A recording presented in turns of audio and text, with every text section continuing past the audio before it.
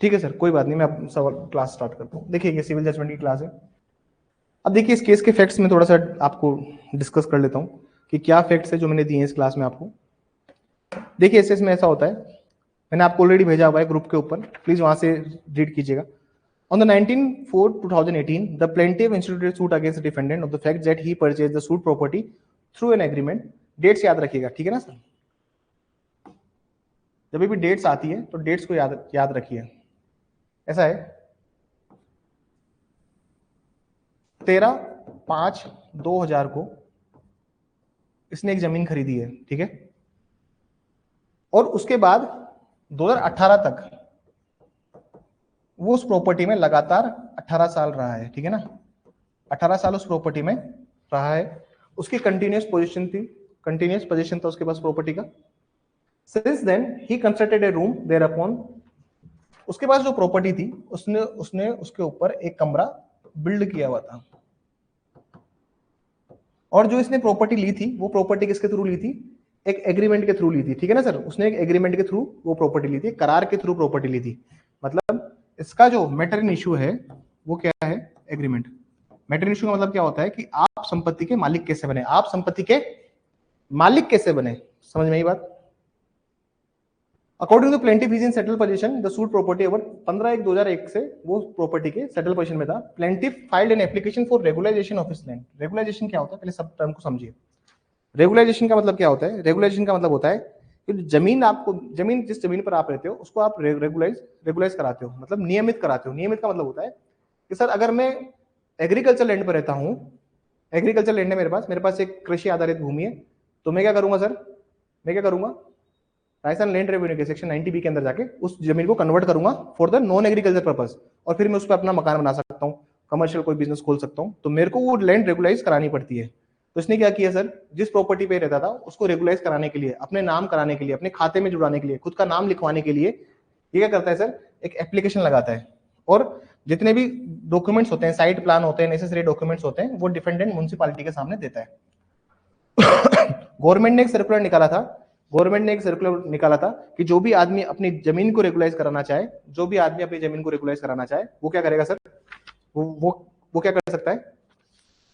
इतने अमाउंट को देकर, 50,250 को अमाउंट को देकर, तो वो क्या करता है? चेक नंबर इसके थ्रू गवर्नमेंट को ये देता है कि देखो according to the circular of state government क्या करती है? टाइम टू टाइम सर्कुलर निकालती है कि हम इस कॉलोनी को नियमित कर रहे हैं, जिसको भी रजिस्ट्री चाहिए, पट्टा चाहिए, तो वो आए हमारे पास। जैसे आपने देखा होगा जयपुर में जेडीए के अंदर बहुत सारी कॉलोनीज ऐसी, क्या आपके वहां म्युनिसिपलिटी में बहुत सारी कॉलोनीज ऐसी होगी जो कि सोसाइटी के ऊपर होगी, जिसके ऊपर कोई पक्का पट्टा नहीं दिया होगा गवर्नमेंट ने अभी।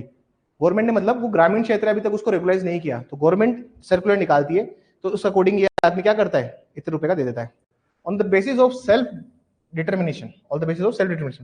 25/3/2018 को ऑफिसर्स आते हैं और defendant come to the suit property and started diminishing the boundary of the wall, मतलब उसके घर की जो बाउंड्री है उसको तोड़ने लग जाते हैं। And construction on the end construction, wall और कंस्ट्रक्शन को तोड़ देते हैं। प्लेंटिफ प्रोटेस्ट करता है और वो ये कहते हुए वापस चले जाते हैं कि जो सूट प्रॉपर्टी है वो किसके नाम है सर? डिफेंडेंट के नाम है। डिफेंडेंट कौन है? म्युनिसिपैलिटी। कि सूट प्रॉपर्टी म्युनिसिपैलिटी के नाम है। दे विल डिस्पोजेस हिम, और वो कहते हैं कि हम तेरे को निकाल देंगे इस प्रॉपर्टी से। इसलिए डिफेंडेंट के पास, और उस डिफेंडेंट को for which defendant is not right, वो कह रहा है कि डिफेंडेंट के पास कोई राइट भी नहीं है मुझे निकालने का, लेकिन उन्होंने बोला है। At the end pray to the issues permanent injunction. Please come, आगे जाइए। एट द एंड pray to issue permanent injunction in his favor against the defendant not to demolish the construction and boundary of the wall of the suit property। वो ये कह रहा है sir कि देखिए मैं परमानेंट इंजंक्शन के लिए सूट फाइल कर रहा हूँ, और सूट इसलिए फाइल कर रहा हूँ कि मेरे घर को डिस्ट्रक्ट ना किया जाए। नॉट टू डिस्पोजेस हिम, वो ये भी बोलता है, मतलब उसकी रिलीफ क्या क्या है, मतलब वो प्रेयर क्या क्या मांग रहा है कि सर मेरे को निकाला ना जाए, दूसरी मेरे को डिस्पोजेस ना किया जाए, and not to do so through their agent, और उसके एजेंट या कोई भी सर्वेंट आके भी मेरे को प्रॉपर्टी से निकाले नहीं। If during the pendency of the suit the plaintiff would be dispossess from the suit property then the same be restored.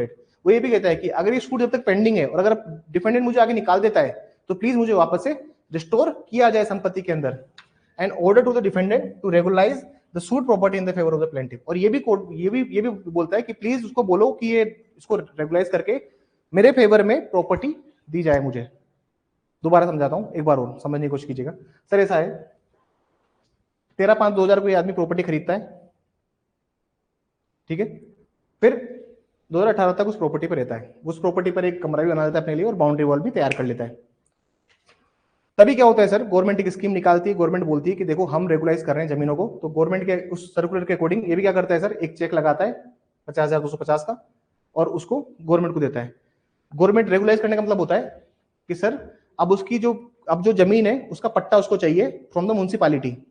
बहुत सारी जमीन ऐसी होती है ना सर, जैसे शहर बढ़ता रहता है तो वो एरिया उसके अंदर आता रहता है। जैसे आज कुछ पर्टिकुलर गांव है 50 किलोमीटर दूर, वो जेडीए के अंदर नहीं है, जयपुर डेवलपमेंट अथॉरिटी के अंदर नहीं है, लेकिन 10 साल बाद तो हो जाएगा। और जैसे उसके अंदर आएगा तो फिर पट्टा कौन देगा उस गांव का, जेडीए देगा। तो वैसे सर उसने एक मकान लिया हुआ था, तो ये भी वो सर्कुलर लगा देता है। On the 25/3/2008 the officers and the defendant come on the suit property and started demolishing the boundary wall. फिर क्या होता है सर, 25/3/2018 को ये लोग आते हैं और तोड़ना स्टार्ट करते हैं बिल्डिंग वगैरह सब।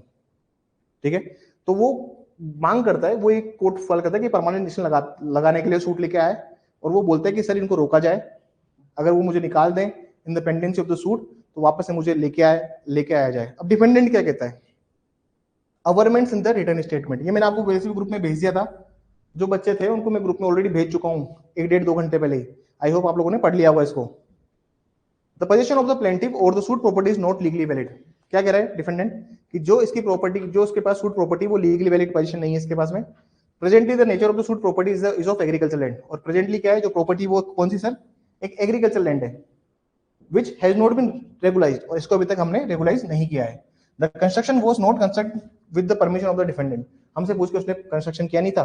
The defendant did not order to deposit the amount for regularization, और हमने इसको बोला भी नहीं था कि तू पैसा जमा करा, ठीक है ना, हमने इसको कहा भी नहीं था।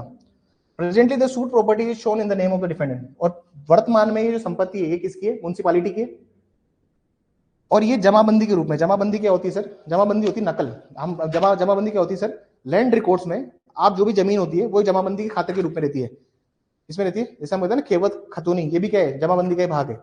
जमाबंदी मतलब हर चीज की जो भी कागज में आपके नाम है कोई जमीन, उसको क्या कहते हैं, जमाबंदी। जमाबंदी मतलब कि सर कागज में किसके नाम चढ़ी हुई है जमीन, तो ये कह रहा है कि सर देखो ऐसा है कि आज भी जमाबंदी पर किसका नाम है, डिफेंडेंट का नाम है। प्लेंटिफ कौन है, एक ट्रेसपासर है। द कंस्ट्रक्शन इज इलीगल, इसका कंस्ट्रक्शन क्या है, इलीगल है, लीगल नहीं है सर इसका construction. The plaintiff is not having the settled position, ये कह रहा है सर ये इलीगल है, इसके पास सेटल पोजीशन नहीं है। Hence, the defendant has every right to remove the construction worker, to evict the plaintiff of the suit property, and then defendant pray to dismiss the suit without cost. ठीक है, अब हिंदी में भी एक बार मैं जल्दी पढ़ा देता हूँ। 19/4/2018 को वादी ने एक प्रतिवादी के विरुद्ध इन तथ्यों को प्रस्तुत किया कि उसने वादग्रस्त संपत्ति को अनुबंध दिनांक 100 के अकॉर्डिंग तब से उसका निरंतर आधिपत्य है, और उसने वहां पर एक कमरे का निर्माण भी करवा रखा है। वादी के अनुसार वादग्रस्त संपत्ति पर उसका स्थापित अधिपत्य है। 15/1/2001 को वादी ने प्रतिवादी नगर पालिका समक्ष नक्शा व आवश्यक दस्तावेज संलग्न करते हुए उक्त भूमि के नियमन हेतु राज्य सरकार के परिपत्र के अनुरूप निर्धारित प्रारूप के रूप में आवेदन कर प्रस्तुत किया, और स्व निर्धारण के आधार पर एक चेक संख्या, स्व निर्धारण के आधार पर मतलब किसने कहा नहीं है उसको, ठीक है ना, सेल्फ डिटर्मिनेशन ने दिया। 25/3/2000 प्रतिवादी का अधिकारीकरण वादग्रस्त संपत्ति पर आया और 4 दीवारी और निर्माण को ध्वस्त करना प्रारंभ कर दिया। वादी ने विरोध करने पर ये कहते हुए वापस चले गए कि भूमि प्रतिवादी के स्वामित्व की और उसे वे बेदखल करके ही रहेंगे, जबकि प्रतिवादी को ऐसा करने का कोई अधिकार नहीं है। अतः वादी ने स्वयं के पक्ष में प्रतिवादी के विरुद्ध, पक्ष है ठीक है ना, ये थोड़ा टाइपिंग मिस्टेक है, स्वयं के पक्ष में प्रतिवादी के विरुद्ध इस आशय से स्थायी निषेधाज्ञा, टाइपिंग एरर, निषेधाज्ञा जारी करने की प्रार्थना की, तथा प्रतिवादी उसके स्वामित्व या अधिपत्य की विवादग्रस्त संपत्ति पर निर्माण कार्य 4 दीवारी को ध्वस्त नहीं करेंगे। क्या आएगा, ध्वस्त नहीं करें, वादी को बेदखल नहीं करें और नहीं अपने एजेंट नौकर आदि से करवाएं। यदि वाद के लंबन काल के दौरान वादी को वादग्रस्त संपत्ति बेदखल कर दिया जाता है तो रिलीफ कौन कौन सी है कि भाई एक तो बेदखल ना करें, ना किसी और से कराएं।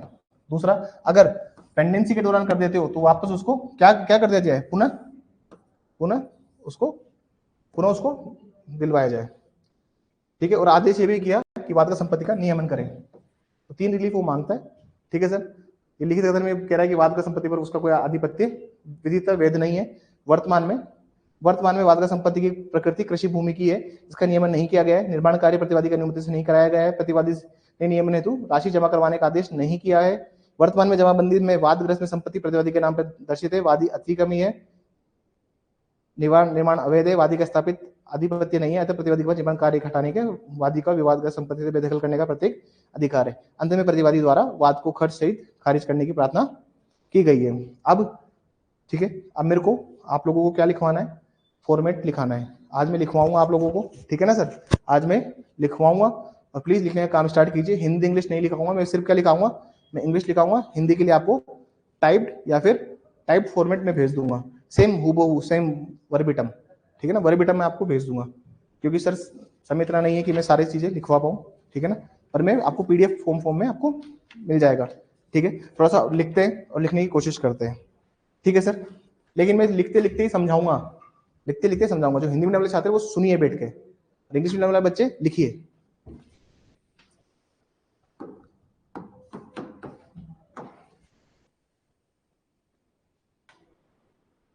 सवाल समझ में आया? ऑनलाइन वाले बच्चे बताइए प्लीज मुझे एक बार,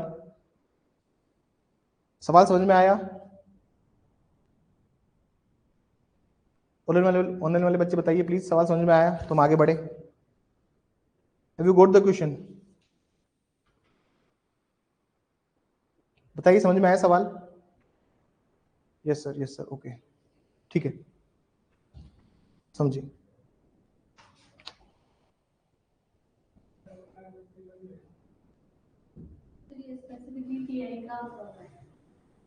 टीआई नहीं, परमानेंट इंजेक्शन, स्थायी निषेधाज्ञा का फॉर्मेट है ये, इसका फॉर्मेट है स्थायी निषेधाज्ञा के, परमानेंट इंजेक्शन का फॉर्मेट है जो हम लिखा रहे हैं। अरे आज सिविल जजमेंट की क्लास है, ऑर्डर की क्लास नहीं है। टीआई का ऑर्डर होता है, टीआई का क्या है सर? ऑर्डर, और इनका क्या है? जजमेंट। क्योंकि इसका सूट फाइल किया है आपने, इसका बेसिकली आपने क्या क्या फाइल किया है? सूट। लिखिए,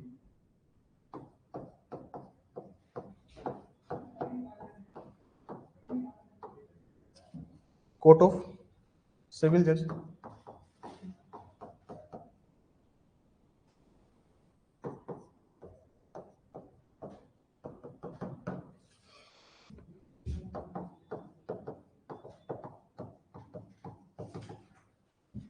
कोर्ट ऑफ सिविल जज district Rajasthan, presiding officer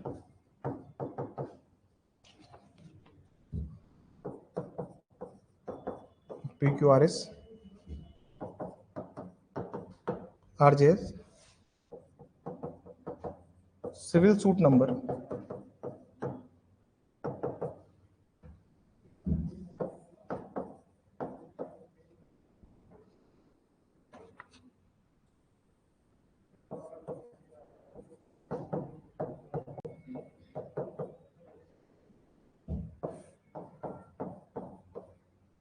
CS का मतलब क्या होता है? सीएस का मतलब होता है केस इंफॉर्मेशन सिस्टम। देखिए ऐसा है कि 2015 के बाद में सारे केसेस को सीएस नंबर हम करने लगे। सीएस का मतलब होता है केस इंफॉर्मेशन सिस्टम। आप ई कोर्स पे जाएंगे तो आपके सीएस नंबर आपको मिलता है, मतलब सिविल सूट नंबर अलग होता है और सीएस नंबर अलग होता है। देखिए ऐसा है, जैसे a son of Y resident of Rajasthan,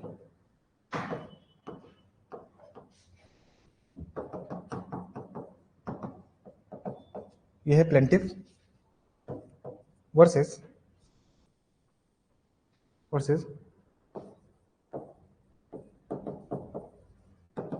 municipality of Rajasthan defendant, ठीक है। हमेशा एक बात याद रखना, वकीलों के नाम के जस्ट ऊपर आपको लिखना है कि किसके अंदर सूट फाइल किया गया है, किसके अंदर सूट फाइल किया गया और किसके लिए आप सूट फाइल कर रहे हो। जैसे यहां लिखोगे आप, और कैपिटल में लिखना पूरा, ठीक है ना, suit filed under, under section को अंडर ऐसे मत लिख देना, तुम बहुत से बच्चों की आदत देखी मैंने कॉपीज में, ऐसे ऐसे करके लिख देते हैं। एब्रीविएशंस को अवॉइड करना, जितना आप एब्रीविएशंस अवॉइड करेंगे उतनी चीज, क्योंकि सर यही है जहां पर वो समझ जाएगा कि आपने किसके लिए सूट फाइल किया है, ठीक है।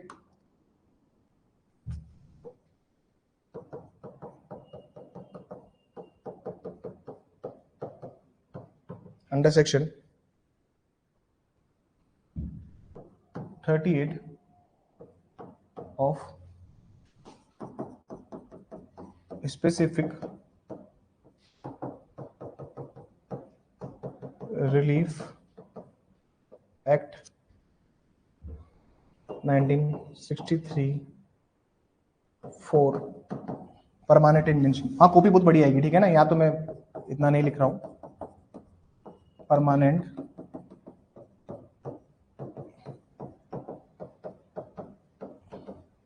इंजंक्शन।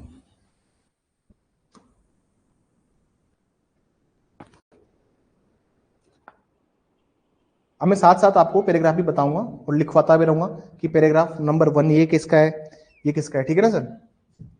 आगे लिखिए।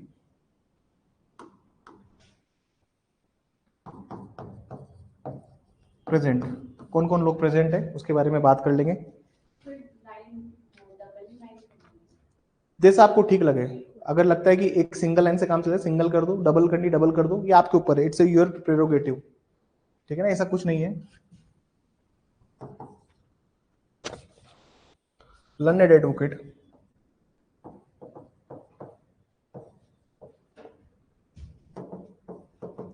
C4 plaintiff,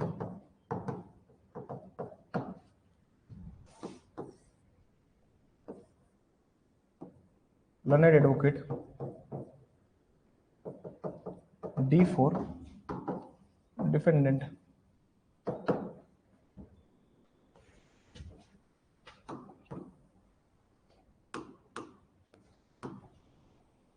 यह लिखेंगे जजमेंट।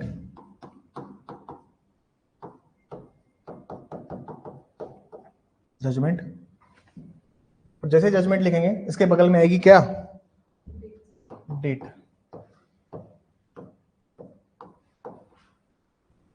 इसके बगल में क्या लिखनी है आपको, डेट। फिर पॉइंट नंबर वन लिखिए।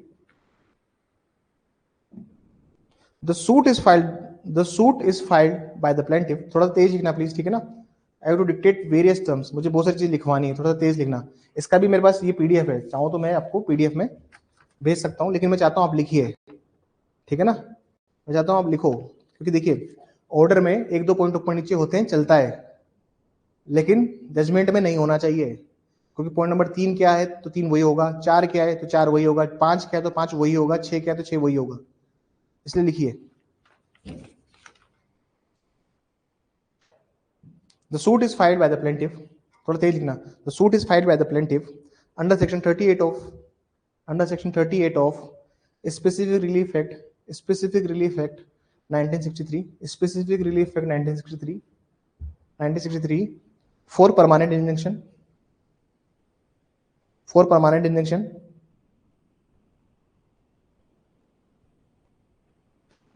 and this suit has been disposed by this judgment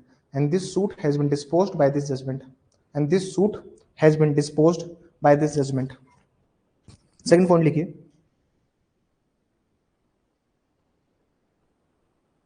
अब सबसे इंपॉर्टेंट चीज,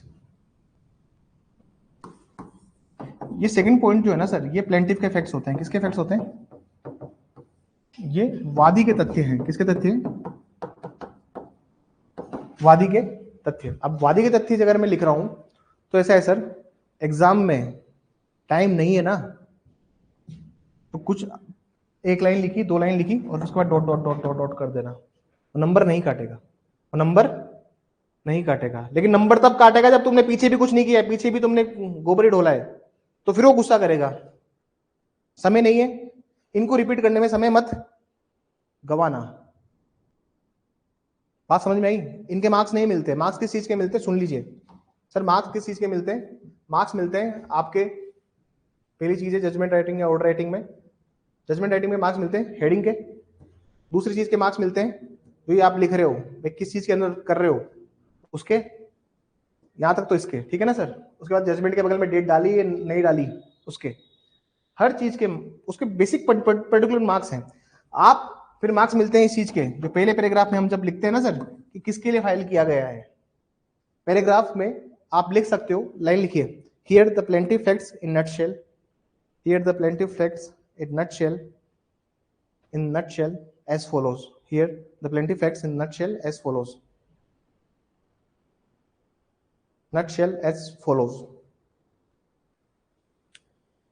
पैराग्राफ चेंज करके लिखेंगे। The plaintiff has purchased the suit property. The plaintiff has purchased the suit property. The plaintiff has purchased the suit property through agreement, through agreement, through agreement on dated 13/5/2000, on dated 13/5/2000, 13/5/2000, comma 13/5/2000, comma since he was in continuous and settled position, since he was in continuous and settled position,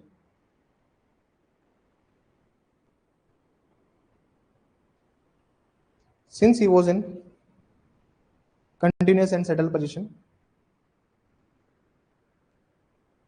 comma also construed a room, also construed a room, also construed a room over said disputed property, over said disputed property, over said disputed property, over said disputed property, full stop, full stop. ठीक है ना sir? आप चाहो exam में समय नहीं है तो जहां तक लिखा है ना, आपने 2 लाइन लिख ली, उसके बाद dot dot dot dot dot करके भी लिख सकते हो, ठीक है सर? और लास्ट में एक लाइन लिख सकते हो, that he prayed for so and so so and so so and so. जैसे ऐसा है, एग्जाम में समय नहीं है सर, आपके पास एग्जाम में समय होता नहीं है सर। टेक्निकल बात क्या है ना कि एक तो हम पढ़ने में समय देते हैं, एग्जाम में काटापीटी कभी मत करना, काटापीटी कभी नहीं। जजमेंट और राइटिंग में भूल के भी काटापीटी नहीं होनी चाहिए। एक शब्द भी तुमको लिखने के बाद ऐसे तुमको काटना नहीं है, और कुछ ब्लंडर भी होगा ना तो भी काटना नहीं है। तुम नेक्स्ट पैराग्राफ को स्ट्रॉन्ग करके लिखो, और स्ट्रॉन्ग करके साथ आप चीजों को लिखिए, पर काटना पीटना आप समझने की कोशिश कीजिएगा, ठीक है ना? मैं जो समझाना चाह रहा हूं उसको एक बार समझिए। सपोज कीजिए आपने फैक्ट्स लिखे कि देखिए ना प्लेंटिव के फैक्ट्स ऐसे हैं, तो एक टाइम बाद डॉट डॉट डॉट करके हैज प्रेड फॉर, बहुत से लोग क्या लिखते हैं, इन द ब्रीविटी ऑफ टाइम, क्या लिखते हैं? अंग्रेजी मीडियम वाले बच्चे कुछ भी लिखते हैं, एक लिखते हैं ब्रीविटी ऑफ टाइम, है ना? ब्रीविटी ऑफ टाइम का मतलब होता है कि सर समय की कमी है, इस वजह से the facts has not been repeated. और स्मार्टनेस नहीं, तुमको नहीं आ रहा समझ में, तुमको समय की कमी है तो डॉट डॉट डॉट करके एक लाइन लिखो और लास्ट में has prayed for so and so so and so. और स्मार्टनेस नहीं लगानी है। ड्यू टू, ऐसे भी लिखते थे, due to lack of time the facts has not been repeated. अरे तो भाई फिर आप बताओ मत उसको कि क्या है, उनको सब पता है, उनको दर्शाने की जरूरत नहीं है। पहली बात ये, और स्मार्टनेस नहीं लगानी है। एडीजे और प्रिंसिपल डिसीजन कॉपी चेक कर रहे हैं, जो पूछा जैसा पूछा वैसा लिखिए। तुम घुमाओगे ना तो वो अपना ये इन्फ्लुएंस बना लेते हैं कि इस बच्चे ने पूरे पेपर में मेरे को घुमा घुमा के लाया है। पहले सवाल से अपना टेम्पो सेट कीजिए, अपना टेम्पो सेट कीजिए, मेरे को ये सवाल घुमाना नहीं है। वो सवाल नहीं आएगा तो मैं सेक्शन नंबर लिख के आ जाऊंगी। तुम देखना कभी कभी सेक्शन नंबर का आधा नंबर दे देता है, और घुमाना नहीं है उसको, है ना? पूछ रहा है हम लिख रहे हो इमली टाइप मत कर देना, जो पूछा वो लिखो। नहीं आता कोई बात नहीं यार, जरूरी क्या भगवान थोड़ी ना ये 100 में 100 का पूरा पेपर आएगा, लेकिन घुमाना मत। जितना आता है, जितना समझ में आता है उतना लिखो, वॉमिटिंग नहीं करनी है। अब सर्विस ऑफ समन पूछ रहे हैं तो ऐसा नहीं कि 30 दिन में समन चला जाता है, वो मत करो यार। कि सर्विस ऑफ समन अगर गया नहीं है तो क्या क्या कोर्ट कर सकता है, और अपन लिख रहे हैं क्या, अपन लिख रहे हैं कि 30 दिन में समझ जाना चाहिए, और फिर भी नंबर दे रहा है बच्चों को। अब सोचिए, ये सब लिखने के बाद भी एग्जामिनर नंबर दे रहे हैं, तो समझ लीजिए एग्जामिनर ने टफ कॉपी चेक नहीं करी है।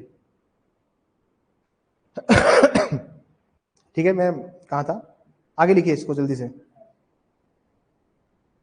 कंस्ट्रक्ट ए रूम ओवर डिस्प्यूटेड प्रॉपर्टी, आगे लिखिए। Dot on dated, full stop, on dated 15/1/2001, 15/1/2001, plaintiff had filed an application for regularization of his land,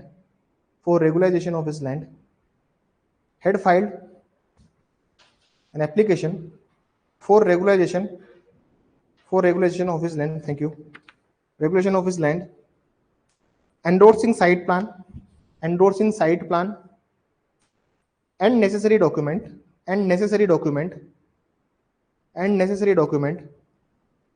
before the defendant municipality, before the defendant municipality in accordance with the circular in accordance with the circular in accordance with the circular in accordance with the circular in accordance with the circular, full stop. However, comma on 25/3/2018 the officers of the defendants came on the disputed property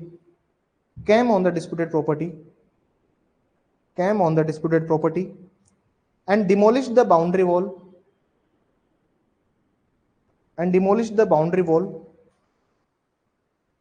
came on the disputed property and demolished the boundary wall and construction of the said disputed property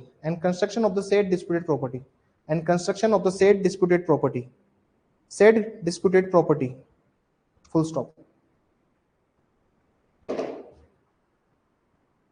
आगे लिखिए the plaintiff prays for ठीक है ना sir, अब dot dot dot लगा के line यहां से स्टार्ट होगी लास्ट में, ठीक है ना sir. The plaintiff prays for restraining the defendant for not demolish or dispossesses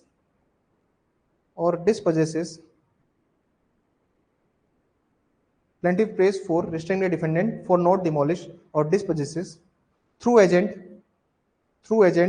or servant of the defendant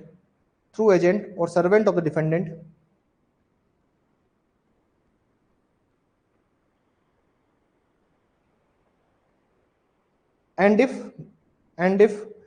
during the pendency plaintiff has dispossessed kindly restore him as for regularization of the said property regularization of the said property. Third point लिखिए.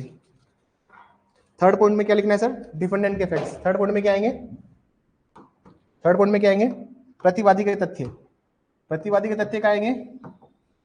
Defendant के क्या facts हैं, उसके क्या ओवरमेंट्स हैं, उसके जितने भी ओवरमेंट्स हैं वो कहां पे आएंगे? पॉइंट नंबर थर्ड में. और ये जो वर्ड्स है ना, इनको ऐसे ही लिखना, अब जैसा बता रहा हूं मैं. The defendant is specifically denied, ये वर्ड ऐसे लिखना कि विनिर्देश रूप से उसने प्रत्याख्यात किया है. हिंदी में जो बोलेंगे, ठीक है ना. ये इसलिए क्योंकि सर अगर आपने पढ़ा हो तो ऑर्डर 8 रूल 4 रूल 5 क्या बोलता है कि एक स्पेसिफिक डिनाइल होना चाहिए, इवेसिव डिनाइल नहीं होना चाहिए. ठीक है, हम बोलते हैं उसमें कि मतलब स्पष्ट रूप से मना करे, विनिर्देश रूप से प्रत्याख्यान करे. लिखिए, the defendant is specifically denied the averments of the plaintiff. The defendant is specifically denied the averment of the plaintiff and states that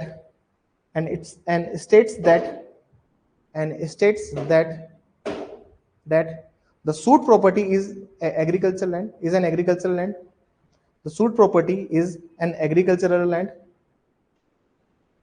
States that the suit property is an agricultural. छूट जाए तो कोई बात नहीं, आगे लिखते रहना, ठीक है ना. मैं PDF फॉरवर्ड कर दूंगा, जहाँ छूट जाए कोई दिक्कत नहीं है. is agricultural land which has not been regularized.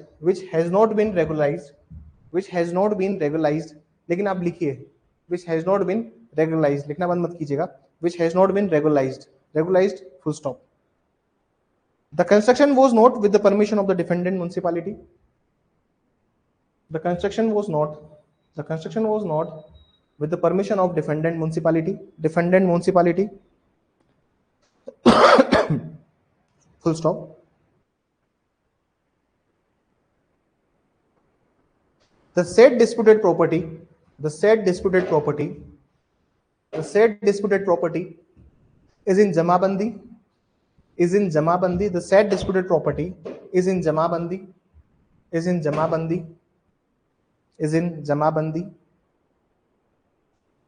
And hence plaintiff is a trespasser.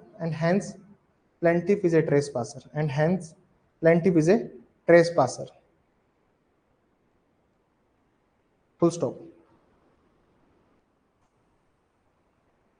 Plaintiff did not have settled possession.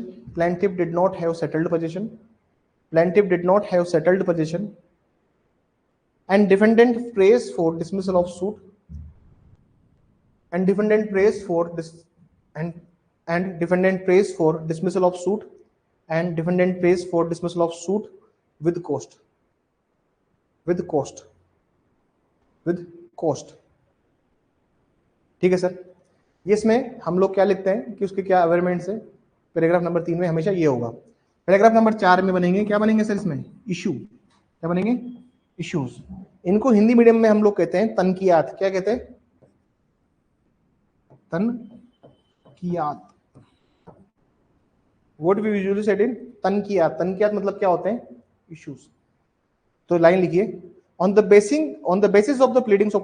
Paragraph number 4 लिखना, ये इंपॉर्टेंट है, ठीक है ना. On the basis of the pleadings of the parties, on the basis of the pleadings of parties, on the basis of the pleading of parties, full stop. The court shall decide following issues. The court shall decide following issues. Issues के bracket में तनकियात लिखना, ठीक है ना. उनको पता होना चाहिए that you are from Rajasthan. तनकियात हम राजस्थान में लिखते हैं, तनकियात, ठीक है ना.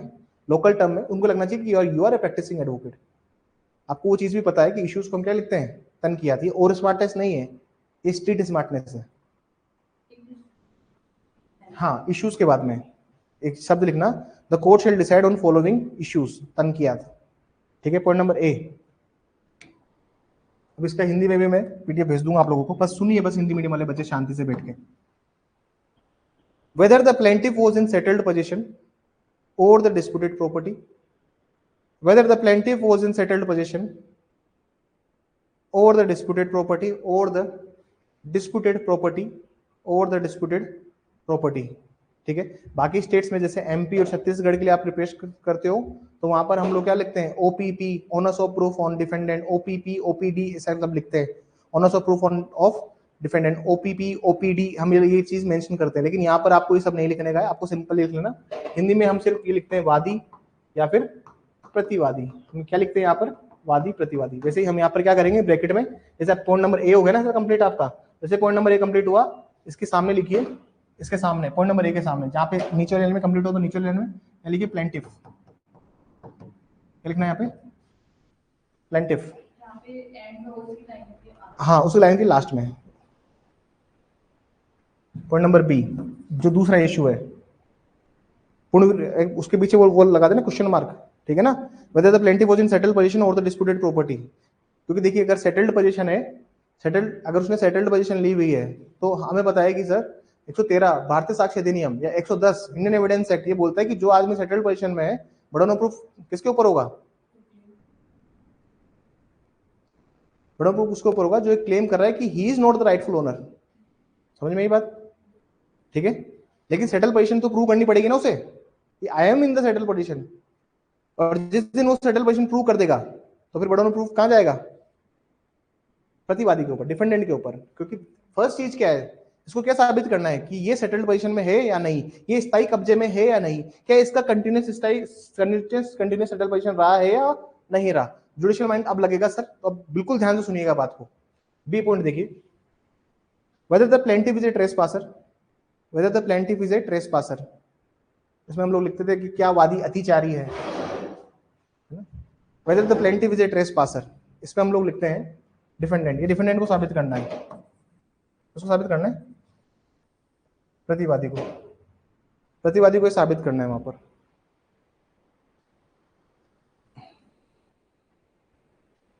ठीक है.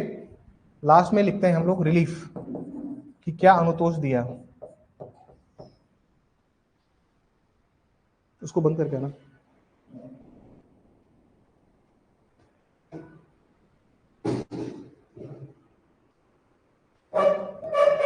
बंद कर दो.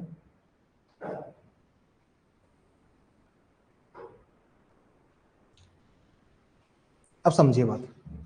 अब सारी बात और सारा खेल यहां से स्टार्ट होता है.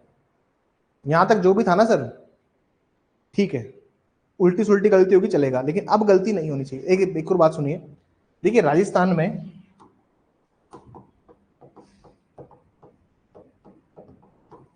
राजस्थान में डिटेल फैक्ट्स नहीं होते हैं, बहुत डिटेल फैक्ट्स आपको प्रोवाइड नहीं करवाए जाते हैं। क्या हम राजस्थान में डिटेल फैक्ट्स प्रोवाइड करते हैं क्या? नहीं सर, लिमिटेड फैक्ट्स देते हैं, लिमिटेड फैक्ट्स के ऊपर आपको जजमेंट देना होता है। वहीं आप छत्तीसगढ़ लिखेंगे, एमपी लिखेंगे, तो वहाँ तो 2-2 पन्नों के 3-3 पन्नों के फैक्ट्स होते हैं, तो आप उसमें तो पेपर ही एक ही होता है उनका, जैसे छत्तीसगढ़ में तो एक ही पेपर है जजमेंट राइटिंग का। लेकिन हमारे यहाँ पर डिटेल फैक्ट्स नहीं होते, हमारे तो आधे पेज के फैक्ट या एक पेज के फैक्ट्स होते हैं, उसी में से आपको एग्जिबिट भी बनाने हैं, उसी में से आपको क्या बनाने हैं, एग्जिबिट भी बनाने हैं, उसी में से आपको। अब एग्जिबिट क्या होते हैं सर, कि वो डॉक्यूमेंट जिसके ऊपर ये पार्टी रिलाई कर रही है, वो डॉक्यूमेंट जिसके ऊपर ये पार्टी, जैसे अगर मैं किसी की सेटल्ड पोजीशन साबित करना चाहता हूं, मैं क्या करना चाहता हूं, मैं किसी का स्थायी कब्जा बताना चाहता हूं। सपोज कीजिए मैं किसी की स्थायी कब्जा बताना चाहता हूं, तो मैं स्थायी कब्जा कैसे बताऊंगा सर? मैं स्थायी कब्जा बताऊंगा सर, लाइट का बिल कैसे बताऊंगा? मैं सवाल जो हमने दिया है उसमें तो ऑलरेडी उसने मेंशन है, लेकिन मैं आपको जुडिशियल माइंड लगा के सोच रहा हूं कि यार तुमको अगर किसी का स्थायी कब्जा साबित करना है तो तुम क्या क्या करोगे? लाइट का बिल, राशन कार्ड की कॉपी, और उसके बाद राशन कार्ड है तो राशन कार्ड की कॉपी, क्योंकि राशन कार्ड लोकल एरिया में मिलता है। मैं बंगाल में तो जाके थोड़ी ना राशन ले सकता हूँ, मैं लोकल एरिया में रिजाइड करता हूँ, तभी तो मैं उसका क्या ले रहा हूँ। वाटर बिल, अरे पानी आ रहा है नहीं आ रहा, लाइट पानी का बिल, राशन कार्ड की कॉपी, आप इन सबको क्या बना सकते हो? आप इनको सबको एग्जिबिट बना सकते हो। EX-P1, EX-P2, EX-P3। अगर अब हम हमारे सवाल की बात करते हैं, P1 का मतलब क्या होता है? प्लेंटिफ। किसके लिए एग्जिबिट? किसका ये? प्लेंटिफ का। एग्जिबिट किसका है? प्लेंटिफ का। अगर मैं अपने सवाल की बात करता हूं स्पेसिफिकली, अगर मैं while I am talking about our question ना, तो सर हमारे सवाल में अगर आप देखोगे, मैं सवाल निकाल देता हूं,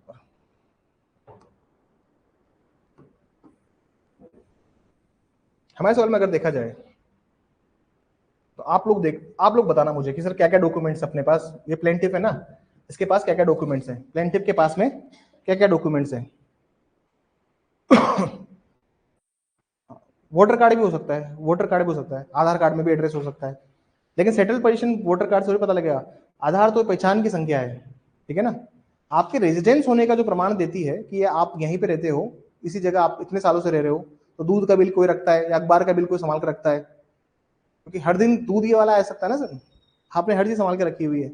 अब देखिए और समझने की कोशिश कीजिएगा, ठीक है ना। जैसे सपोज कीजिए मैं अगर इसकी बात करता हूँ, प्लेंटिफ ने क्या क्या लगाया था सर? आप देखिए सबसे पहला तो है एग्रीमेंट।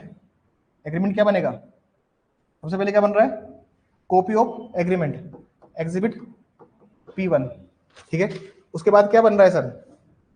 उसके बाद जो इसने एप्लीकेशन लगाई है 15/1/2001 को, इसकी जो एप्लीकेशन लगाई है ये है एग्जिबिट P2। सर उसने उसके साथ में जो साइट प्लान लगाए हैं ये क्या है? Exhibit P3। और जो भी नेसेसरी डॉक्यूमेंट्स लगाए हैं, और भी नेसेसरी डॉक्यूमेंट्स होते हैं सर, जैसे जैसे चेक की कॉपी, अरे सर चेक का क्या पता उसने चेक की फोटो कॉपी रखी हो, एग्जिबिट P4, है ना। या फिर उसने एक साइट, उसने मान लीजिए सर्कुलर है, क्या है, एक सर्कुलर स्टेट गवर्नमेंट का, एग्जिबिट P5। ये तो 5 तो आपके सामने डॉक्यूमेंट दिखा दिए मैंने। आपको सेटल पोजीशन साबित करनी है तो जुडिशियल माइंड लगाना पड़ेगा। अगर मान लीजिए ये डॉक्यूमेंट्स नहीं दिए हुए होते तो फिर आप मन से बनाते कि exhibit P1, exhibit P2, exhibit P3, exhibit P4, exhibit P5, ठीक है ना सर।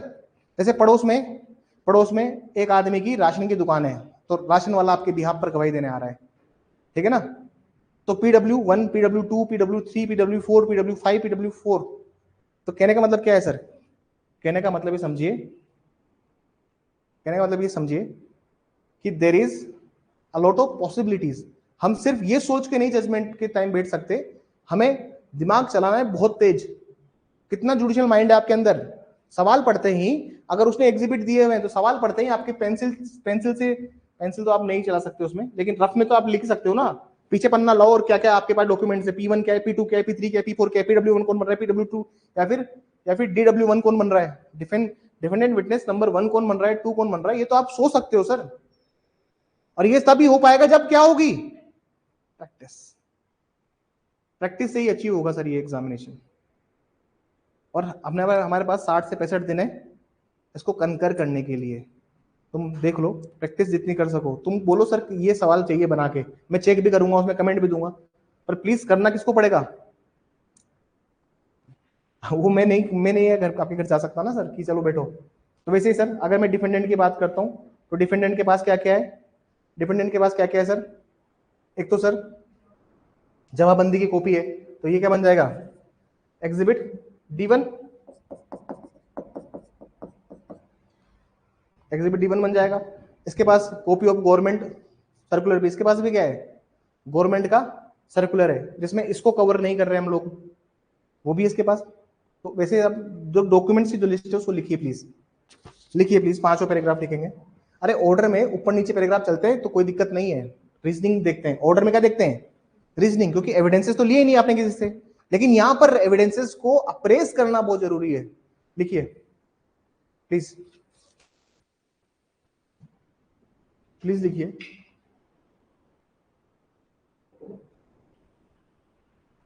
दो मिनट पानी पी लेने दीजिए।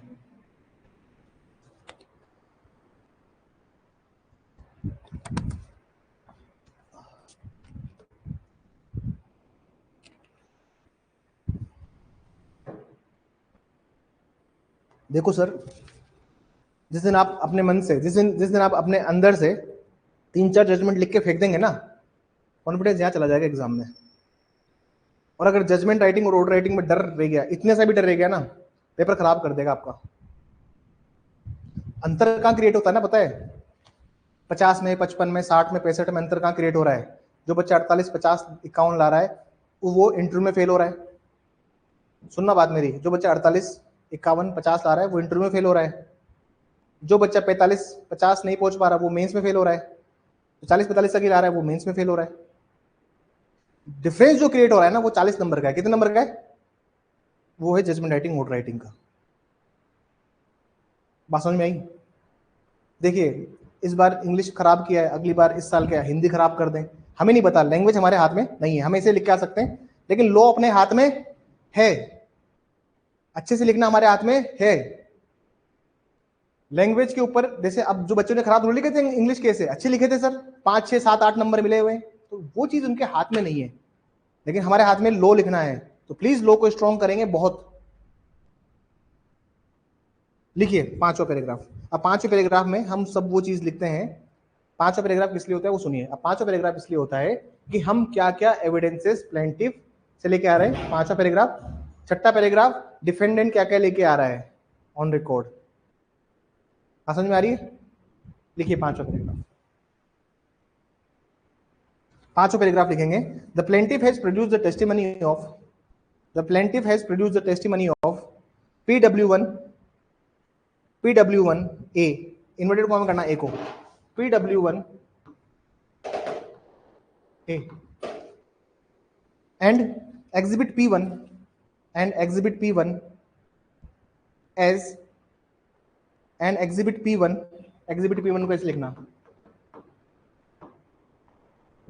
P1 as, फिर इन्वर्टेड कॉमा में, copy of agreement to purchase said disputed property, copy of agreement to purchase said disputed property, copy of agreement to purchase said disputed property. फिर लिखना exhibit P2, उसमें लिखना coma चलना, इसके इनके बीच में कोमा लगा देना, ठीक है ना। P2, application for regularisation of the set disputed property, application for the regularisation of the set disputed property, application for the regularisation of the set disputed property, application for regularisation of the set disputed property. ठीक है ना, coma लगा के लिखिए exhibit P3, exhibit P3, फिर inverted comma में लिखना site plan of the disputed property, site plan of the disputed property, inverted comma बंद, इन्वर्टेड कॉमा बंद, कोमा लगा के लिखिए exhibit P4, exhibit P4, circular of the state government, circular of the state government, circular of the state government, circular of the state government, inverted comma बंद comma, फिर लिखिएगा exhibit P5, exhibit P5, copy of the deposited cheque, copy of the deposited check, inverted coma, full stop. और ये सब facts हमने कहां से निकाले हैं सर? क्योंकि सवाल ने हमें दिए हैं। कभी कभी सवाल नहीं देता तो हमें क्या करना पड़ेगा? सेल्फ अज्यूम करना पड़ेगा। जैसे 21 का एक जजमेंट आया था क्रिमिनल का, क्रिमिनल की बात हल्की से कर लेता हूँ सर। ऐसा था, क्रिमिनल का जजमेंट था, वो एक ट्रक वाला था, अलवर का एक वन फॉरेस्ट का नाका तोड़ के ट्रक भाग ले जा रहा था। अब उसमें अगर आप देखो तो पोस्टमार्टम की रिपोर्ट मिसिंग थी, है ना। अब प्रोसिक्यूशन विटनेस, यहाँ तो हम लिखते हैं प्लेंटिफ विटनेस, तो हम वहां के लिखते हैं प्रोसिक्यूशन विटनेस, अभियोजन साक्षी, अभियोजन साक्षी क्रमांक 1, अभियोजन साक्षी क्रमांक 2, तो प्रोसिक्यूशन विटनेस नंबर 1, वहां पे भी हम PW लिखते हैं, ठीक है ना, प्रोसिक्यूशन विटनेस नंबर 1। अब प्रोसिक्यूशन में अगर मैं लिख रहा हूं तो वहां पर मैं स्पेसिफिकली एक चीज मेंशन करूंगा, और वो क्या चीज मैं मेंशन करूंगा? मैं मेंशन करूंगा कि भाई डॉक्टर ने जो पोस्टमार्टम उसने किया है तो उसने कॉज ऑफ डेथ बताया होगा सर। किसी की डेथ हुई है ट्रक चढ़ने की वजह से, तो कॉज ऑफ डेथ में क्या है? हार्ट अटैक से हुई है। क्योंकि मर्डर केसेस में तब तक साबित नहीं कर सकते कि जब तक कॉज ऑफ डेथ और जो उस आदमी ने जो एक्ट किया है वो दोनों के बीच में रिलेशन ना हो। बात समझ में आई? अभी तो लिखते हैं सर कल्पेबल होमिसाइड में whoever causes by any act by which intention to commit death, तो एक्ट से ही क्या होना चाहिए? डेथ होनी चाहिए। तो अगर आप चीजों को मिसिंग करना स्टार्ट कर देंगे ना सर, ये जुडिशियल माइंड है पूरा, क्या है ये? और मतलब आप ये चीजें अनंत है। मतलब मैं ये नहीं कह सकता कि सर कि मैं सेटल पोजीशन के ऊपर आपका जजमेंट आने वाला है। ये बताया इसलिए जा रहा है ताकि आपके अंदर एक जुडिशियल माइंड और एक जुडिशियल प्रूडेंस आपके अंदर एक जनरेट हो। बात समझ में आई? छठा पैराग्राफ लिखिए, defendant has produced a testimony, the testimony of his public servant, DW1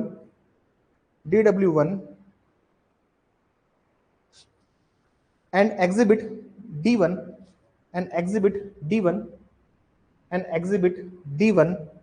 as inverted comma में copy of jamabandi, as copy of jamabandi, comma, as exhibit D2 copy of government circular।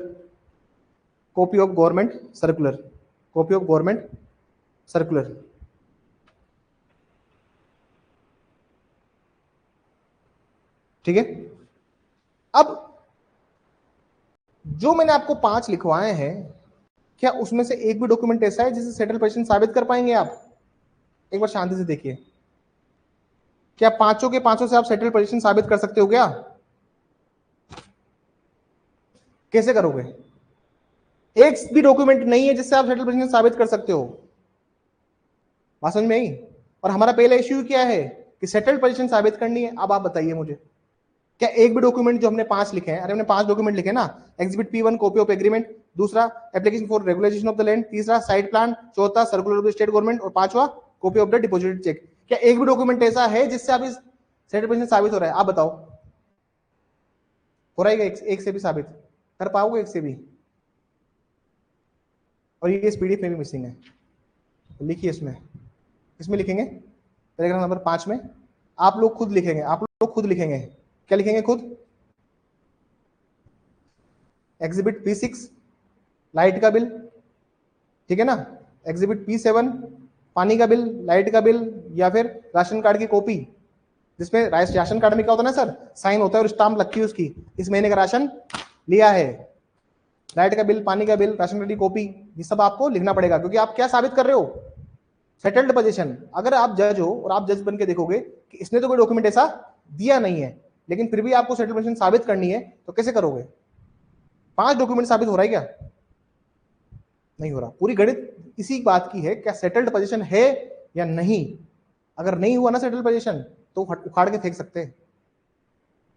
बात समझ में आई? अरे बात समझ में आई मेरी आप लोगों को? सेटल्ड पोजीशन होगा तो कर सकते हो, खुद से बनाने पड़ेंगे। हाँ मैडम, ये कह रहा हूं, खुद से बनाने पड़ेंगे आपको। देखिए ऐसी बात है कि बहुत कम मटेरियल दिया होता है ऑन द रिकॉर्ड। तो आप ऐसी बात नहीं कि मैं ऐसा नहीं कह सकता सर एविडेंस के 110 के प्रिजम्पशन से ओनरशिप तो ले सकते हैं ना, ओनरशिप नहीं पोजीशन नहीं होता है। देखिए ऐसी बात है सर, उसके प्रिजम्पशन से तो ओनरशिप ले सकते हैं ना, क्या प्राइमा फेसी एविडेंस, पोजीशन ही प्राइमा फेसी एविडेंस होता है मैडम, पोजीशन ही चाहिए, पोजीशन चाहिए, वो भी कौन सी, सेटल्ड पोजीशन, टेम्परेरी पोजीशन नहीं होती है। कौन सी होती है, एक ज्यूरिडिकल पोजीशन भी नहीं होती है। कौन सी नहीं होती है, ज्यूरिडिकल पोजीशन, जो नौकर को दे रहे हो आप, वो भी पोजीशन नहीं, you it must be A settled position from a long time period, long time period. इसके ऊपर जजमेंट है मैंने लिखवाया अलग से। तो सर ये बात याद रखिए कि सेटल्ड पोजीशन के लिए कोई डॉक्यूमेंट नहीं है उसके अंदर, आपको खुद को बनाने पड़ेंगे। और मैंने उस टाइम पे नहीं लिखवाया ताकि मैं आपको वापस से लेके जाऊं, ध्यान दिलाऊं कि सर कोई डॉक्यूमेंट ऐसा नहीं आया है जिससे सेटल्ड पोजीशन साबित हो। बात समझ रहे हैं ऑनलाइन वाले बच्चे, मेरी बात समझ में आई किसी को? देखिए सर सेटल्ड पोजीशन के कोई डॉक्यूमेंट नहीं है, मैं आपको 5 डॉक्यूमेंट बता भी दूं, लेकिन सेटल्ड पोजीशन, स्थायी कब्जा किसी भी दस्तावेज से साबित नहीं हो रहा है। बात समझ में आ रही है? ऑनलाइन वाले बच्चे भी बताइए प्लीज मुझे, क्या आप सेटल्ड पोजीशन साबित कर पाएंगे 5 दस्तावेज से? ऑनलाइन वाले स्टूडेंट प्लीज रिप्लाई कीजिए तो मैं थोड़ा समझ पाऊं आप लोगों को समझ में भी आ रहा है नहीं आ रहा।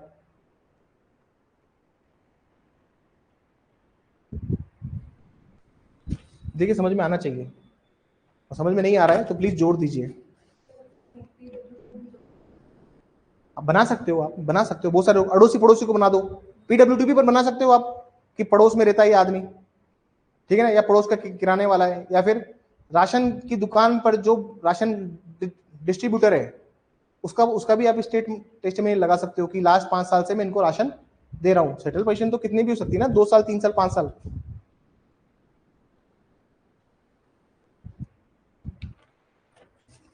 चलिए देखिए, थोड़ा सा अगर जोर पड़ रहा है ना सर पे तो आप समझ पा रहे हो, वरना सर सवाल ऐसे ही आएंगे, यही स्तर होता है सवालों का, ठीक है ना sir.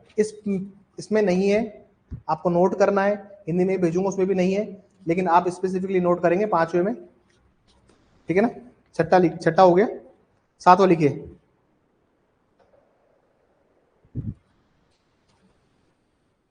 During the arguments it was proved by the defendant during the arguments it was proved by the defendant that the disputed property is an agricultural land,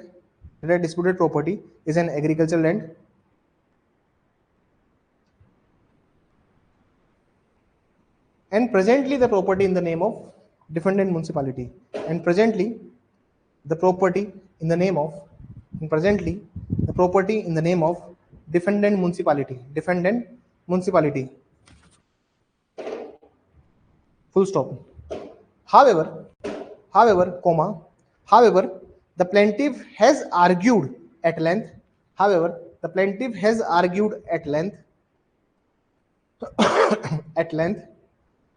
that he was in settled possession of the disputed property, plaintiff तो एक ही बात का argue कर रहा है, उसका तो main argue का पॉइंट ही क्या है कि वो सेटल्ड पोजीशन में है, ठीक है ना सर। ऐसे नहीं निकाल सकते उसको प्रॉपर्टी से आप। 8वां पॉइंट लिखिए, heard the parties and carefully perused the documents of the record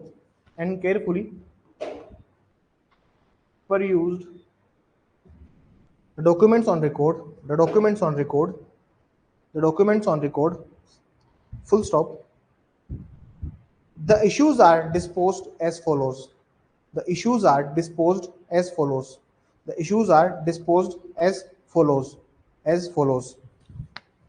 paragraph change करके हेडिंग नंबर 1 डालिए, हेडिंग लिखिए ऐसे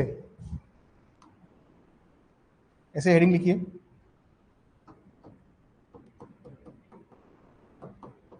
issue number 1,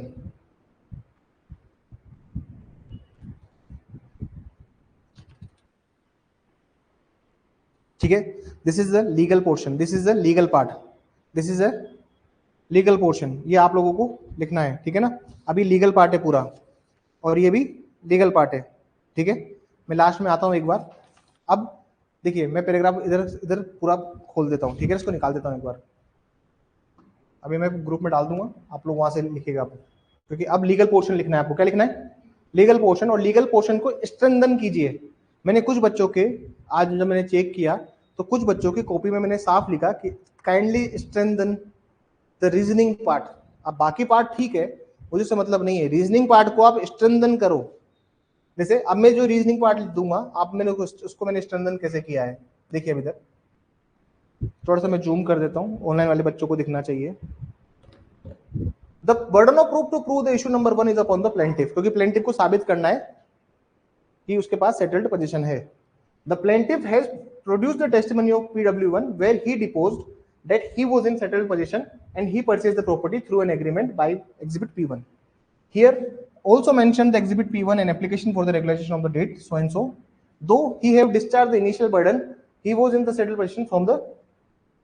He also proved the readiness and the willingness is shown by the documents in the exhibits as the copy of the check and the document. मतलब उसने भी बताया कि उसने तैयारी और रजामंदी भी प्रस्तुत करी। यहाँ पर आप लोग एक चीज एक लाइन ऐड करेंगे, वो लिखिए सीधा, वो लिखिए सीधा, ठीक है ना। यहाँ जो लाइन नहीं है वो प्लीज लिखिए। यहाँ पे एक लाइन ऐड करेंगे, ठीक है। यहाँ पे 2001 के बाद से लिखना ही है, ठीक है ना। ये लाइन इसमें नहीं है और ये लाइन में अब आपको लिखवा रहा हूं, लिखिए लिखिए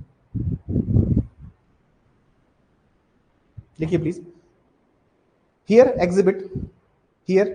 exhibit P6 is a electricity bill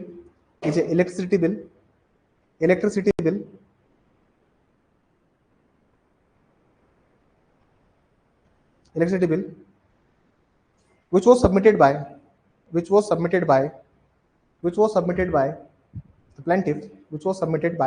the plaintiff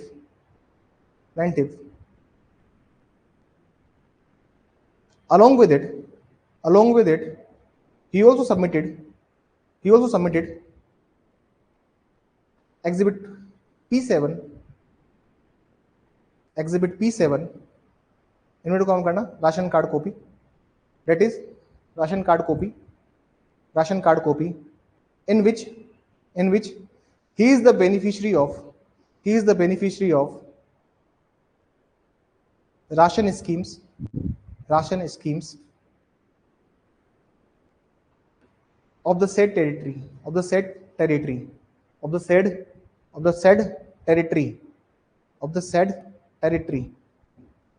अब यहां से लिख दीजिए, दो he have discharge the initial burden, फिर वहीं से वो चीज कंटिन्यू हो जाएगी, ठीक है ना सर। दो he have discharge the initial burden, वो चीज यहां से कंटिन्यू हो गई। आगे लिखिए permanent referred in section 38 of the prohibitory nature. अब मैंने लो पार्ट को लिखा है, किसको लिखा है? लो पार्ट को लिखा है। Is the prohibitory in nature and injunction is only granted to enforce a legal right. Injunction is only granted to enforce a legal right. Here in the given facts, the breach of obligation is substantial in nature and not a trifling inconvenience to the plaintiff since। मतलब कोई छोटी मोटी inconvenience नहीं हो रही है plaintiff को, ये काफी ग्रेव नेचर की उसको किया गया है। Injunction is a decrease leaf of the court has pursued the matter on record. On such basis, the court is satisfied the plaintiff was in settled position. The plaintiff, by evidence of the record, has sufficiently proved that he has acted in equity, and in the year 2001, he initiated the proceeding of regularization. There was also proved by the defendants through testimony and exhibits that regulation was not for the plaintiff। मतलब ऐसा है sir, हम एक principal पे बात करते हैं, equity का प्रिंसिपल है, he who comes to the court must come with a clean hands, ठीक है। तो ये प्लेंटिफ ने अगर कोर्ट अप्रोच किया है तो सर उसने इक्विटी को फॉलो भी किया है, उसने इक्विटी के फेवर में भी बात करी है। Therefore, by this statement of the defendant itself shows that he was in settled position, ठीक है। तो पहला इशू जो था उसके रिगार्डिंग हम लोगों ने यहाँ पे लास्ट टाइम एक लाइन लिख दी। इशू नंबर 2 था, इशू नंबर 2 कहता क्या वो ट्रेस पासर है। अब ये बर्डन ऑफ प्रूफ किसके ऊपर जाएगा? डिफेंडेंट के ऊपर, प्रतिवादी के ऊपर, क्योंकि प्रतिवादी को साबित करना है ना कि हाँ वो ट्रेस पासर है। Here on the issue number 2, the burden of proof is upon the defendant. There he has produced the exhibit P1, a copy of jamabandi of the said dispute. This such property is owned by the defendant. Here as per section 1110. अभी section 1110 उसका था, अभी क्या आपका क्या हो गया है 113 of BSA. The burden of proof is upon the defendant and he has sufficiently proved the same before the court. The plaintiff is only a trespasser to the property. अब इक्विटी को भी प्रोटेक्ट करना है आपको. आपको किसको protect करना है? साम्यता को, क्योंकि देखो प्लेंटिफ ने साम्यता तो रखी ना, था वो ट्रेसपासर लेकिन फिर भी वो रेगुलाइजेशन के लिए ट्राई करता ही रहा ना, पूरे साम्यता के लिए. देखो उसने क्या लिखा. However, it is proved that the plaintiff was in settled position and moreover he is a trespasser to the disputed property and enjoying peacefully the disputed property. The plaintiff has produced a judgment of the Honorable Apex Court as follows. as Subramaniam, कुछ भी judgement आप है तो judgement डालो, नहीं याद है तो कोई बात नहीं, चलता है सब, ठीक है ना. It is observed that a person in possession of the land assumed character of the owner, exercising peacefully the ordinary rights of the ownership, has a perfectly good title against all the world but the rightful owner. Therefore, the plaintiff is entitled to any injunction protect his position against the rightful owner, more particularly when fails to get the relevatory effect. Hence, this issue decided in the favor of the defendant. Defendant के favour में decide हो गया. Defendant ये तो बोल रहा था कि सर ये ट्रेसपासर है, हाँ मान लिया ट्रेसपासर है, लेकिन फिर भी हम क्या करेंगे, उसको प्रोटेक्ट करेंगे, ठीक है. But due to the equity, देखिए they should decide in the favor of, but due to the equity and supported judgment, it is settled that even a trespasser has a right against the rightful owner. ट्रेसपासर के पास भी क्या है sir, एक अधिकार है rightful owner के लिए, मतलब अतिचारी के पास भी अधिकार है असली स्वामी के विरुद्ध भी.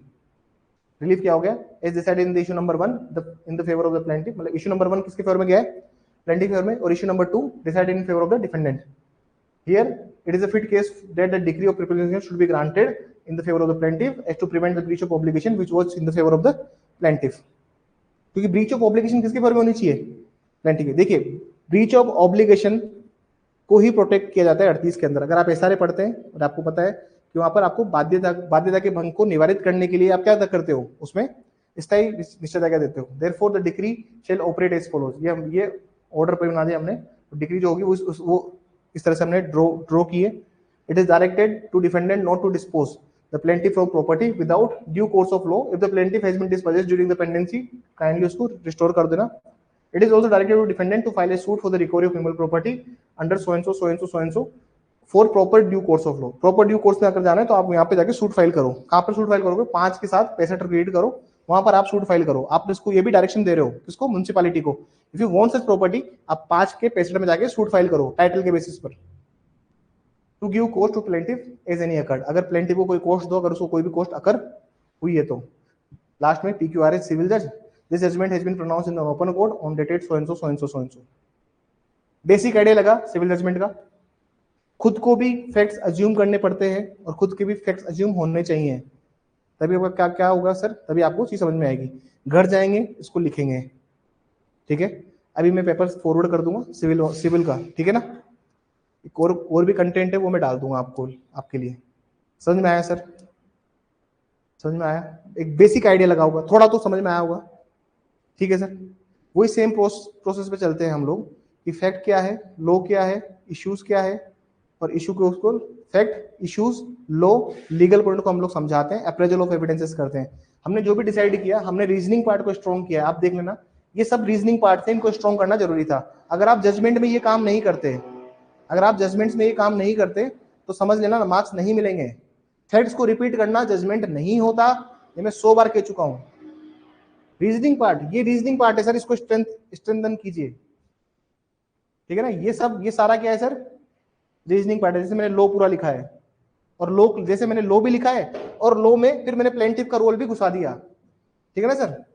जैसे मैंने यहां तक तो लॉ लिखा, here in the given facts. अब मैं क्या कर रहा हूं, लॉ अप्लाई कर रहा हूं फैक्ट्स के ऊपर. मैं क्या कर रहा हूं सर, यहां पर 10वें पैराग्राफ में मैं लॉ को अप्लाई करता हूं किसके ऊपर.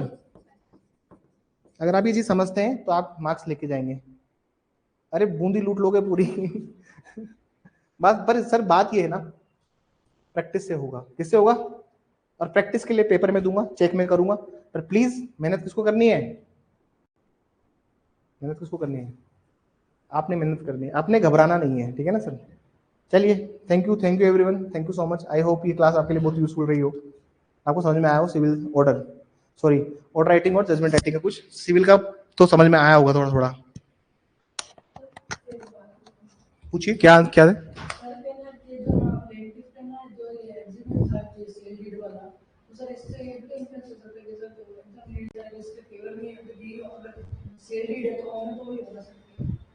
नहीं नहीं नहीं, जमाबंदी में देखते हैं ना हम लोग कि ऑन रिकॉर्ड क्या है। सपोज कीजिए प्लेंटिफ को जब भी जिसने जमीन बेची थी वो भी एक ट्रेस पासर था।